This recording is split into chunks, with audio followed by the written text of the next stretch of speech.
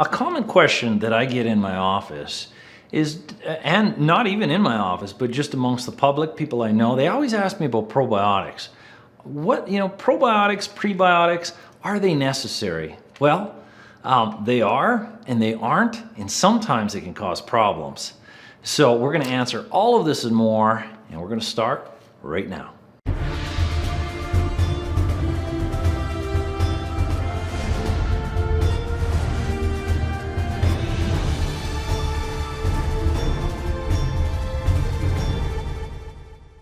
Well, hello everybody, I'm Dr. Glenn Harrison and welcome to this segment of Why. This is where we take just a few minutes to answer some of the most common health-related questions that I see in my office every day. Now, if you are new to this channel and you want to learn more about the why of a condition, how it happens, what the cause of it is, and how to turn it around, make sure you subscribe to this channel and hit the bell notification so you don't miss anything and miss any content. So, probiotics and prebiotics and everything in between, is it necessary? Well, yes, no, and sometimes it can cause problems. So let's start off with probiotics. What are probiotics? Well, probiotics, if you've ever walked into a health food store or a grocery store or a vitamin store, there's entire walls full of these probiotics. And what do we do? Do we consume them? Do we not consume them? We've been told we need them. Well, what probiotics really are is just bacteria. What happens is you take these probiotics and you should add to your bacteria stores, add to your biome, your gut biome. This is necessary, but probiotics by itself is just a drop in the bucket. Some people can get benefits from them, but it's really just a drop in the bucket considering all the bacteria, a healthy bacteria you have in your digestive tract. So that's what a probiotic is. What a prebiotic is, it's the food for the bacteria. So that's what all a prebiotic is. It's the raw product that your bacteria uses for a form of fuel. So your bacteria have to break down these prebiotics so it can make its own fuel source and naturally have a healthy gut. Now, there's many things that affect the bacteria. We're just going to be talking about the probiotics and prebiotics today. So that's what a prebiotic is and a probiotic. Now, when to take it? Well, I'll explain what I use in my office and how I use it, and then you'll have some tools. I do prescribe probiotics for most of everybody when they come into the office. I'll give them, and I recommend multiple different probiotics. Remember, every probiotic on the shelf that you see in a store are going to have different strains, and there's billions of strains in our gut that we're still learning about. So if we have 3 strains from this bottle and we only take that bottle of probiotics, it's not doing much for us. We should have different products. And in my office, we'll have 3, 4 different products, and we'll put them all in one bottle. We'll empty them and put them in one bottle, and that one of my patients, they'll just take a different one every day, whatever comes out of the bottle. Or take one product and use that till it's empty, then go buy a different product and use that till it's empty, and do 3 or 4 different types and do that rotation. That's how I do it. But when they're a problem, a probiotic, is when you take them and you bloat. Now be careful taking probiotics if you're already bloating and have gas. This can make it worse. If the bloating gets worse, or you have bloating when you're taking a probiotic or a prebiotic for that matter, that probably means you have something called SIBO. SIBO stands for small intestinal bacterial overgrowth.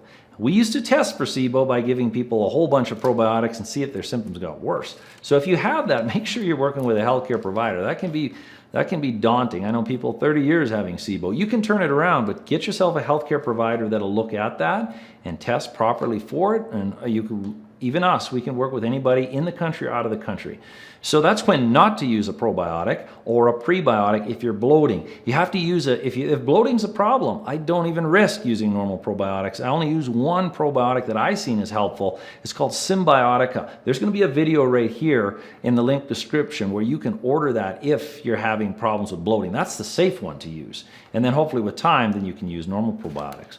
So that's probiotics and prebiotics. Now, as a regimen, I'll give people with digestive issues, they'll start with a probiotic and we'll make sure there's no bloating. And if there is, we'll use the Symbiotica probiotic that's safe, that doesn't cause bloating.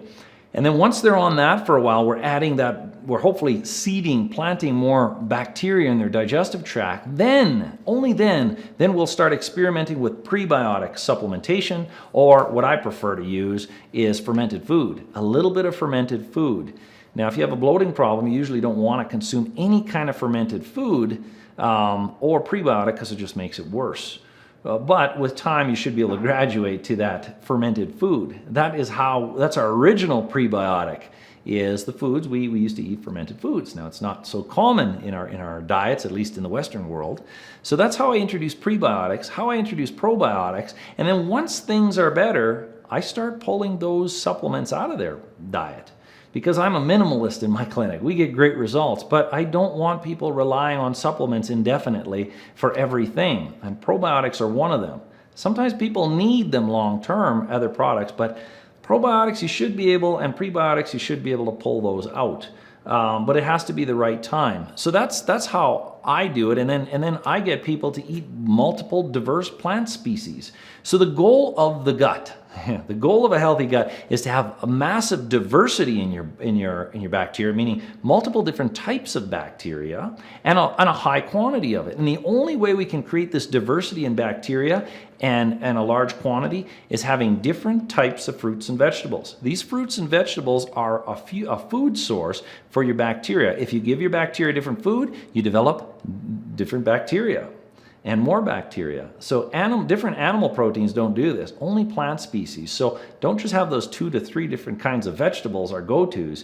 And I hate a lot of vegetables, I really do. So I'll blend them up and I'll have half a cup of different types of fruits or vegetables that I don't like preparing. I'll blend it up and I'll shoot it back every morning, and that's gonna be the best form of fuel and to increase your biodiversity. But you got to be ready for that. So that's a little hack that you can try.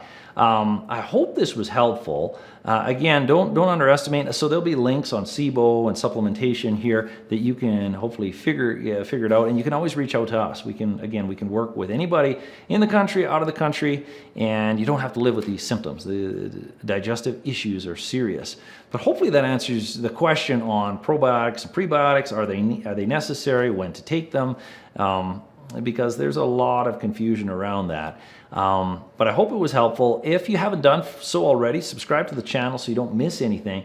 And, share this with friends or family if they're questioning probiotics and prebiotics and if they want to know how to use them. That's my recommendations, but it shouldn't have to be long-term once you start feeling better.